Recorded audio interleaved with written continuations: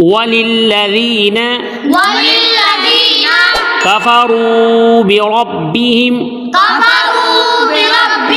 عذاب جهنم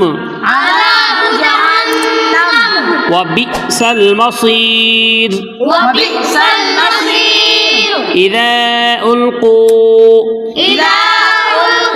فيها سمعوا لها شهيقا وهي تفور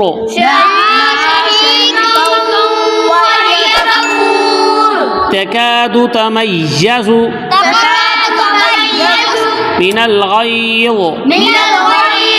كلما ألقي فيها فوج سألهم خزنتها ألم يأتكم نذير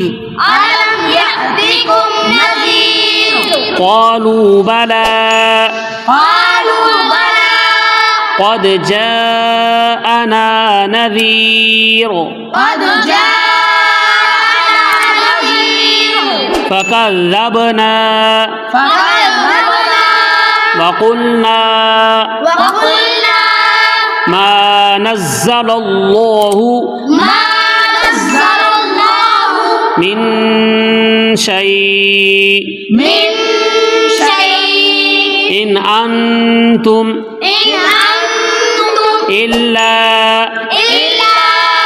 في ضلال كبير في ضلال كبير وقالوا لو كنا نسمع أو نعقل ما كنا في أصحاب السعير فاعترفوا بذنبهم فسحقا لأصحاب السعير صدق الله العظيم.